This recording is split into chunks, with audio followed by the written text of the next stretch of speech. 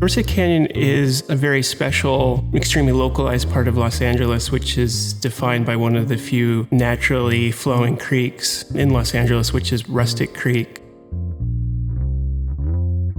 As a result of that and its proximity to the Pacific Ocean, it creates its own microclimate, which allows for more lush vegetation, a few different kinds of species of tree than you see in other parts of LA.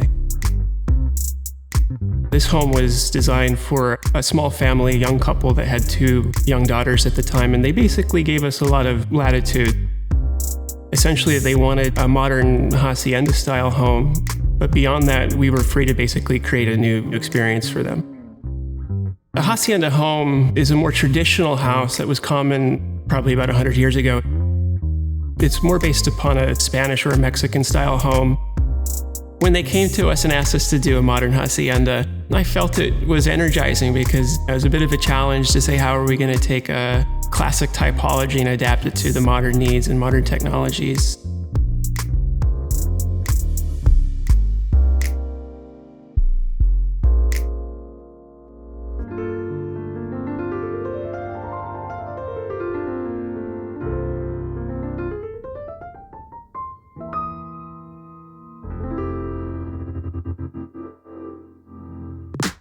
The floor plan is essentially 4 wings.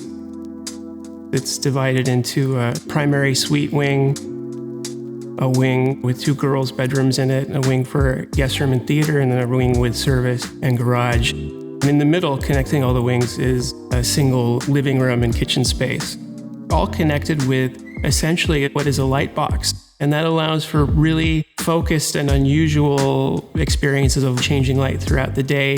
There's never a moment in which the house is not illuminated in some sort of magical way. We study light very carefully, and in this case, since we had a core space at the center of the home, we set up large expanses of glass on the north, east, south, and west exposures of this primary central space. This allowed light to track from morning to evening in different ways and illuminate different sections of the rooms. We wanted to create a sense of volume in the kitchen because I really feel like the kitchen is oftentimes the heart of the home. It's where people are entertaining and families are gathering. We really wanted to see a kitchen cathedral where the kitchen could basically become the altar where families come together to worship around food and cooking. We intentionally made the space of the kitchen the highest ceiling space in the house. I think allowing a really large window to be the defining moment of that cooking space and having it frame a really beautiful view of these large melaleuca trees is a spot of potential magic. The master skylight was something that the clients approached us mid-construction saying that they would like the room to have a little bit more visual drama. Being the builder and the architect at the same time, we're able to be a little bit more nimble and on our feet when we're building a house and make changes in ways that are pretty fluid. There's this absolutely enormous, beautiful oak tree in the back that we wanted to basically capture from below. So we designed the skylight to open up to that tree, so when you walk into the room, you can look up and see the oak, flanked by the oak wood flooring that we put on the ceiling.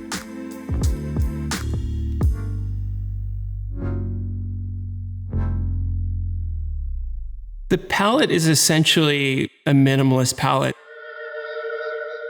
Given that we were riffing on the Hacienda-style architecture, we began with a very basic stucco palette on the exterior of the house. In the interior, we used white oak floors, both in the ceilings and in the floors.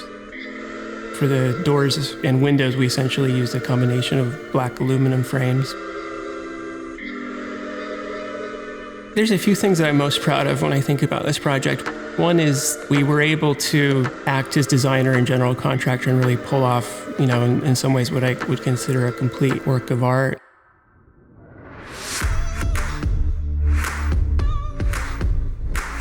Typically when I design a house, much of the design work that we do is really from perspective. Essentially walk through the house and understand visual lines of sight, where the best framed views are, and really think about it from almost a cinematic or a storytelling point of view. It's important not to think of this house, or most of the homes that we do, as these immaculate museum-like pieces. I mean, homes should weather and evolve and take on wear and tear. It's always fun to come back to a house and see how an owner has been living in it. And sometimes it's quite a surprise to see how they've been doing it. Other times it works exactly as expected.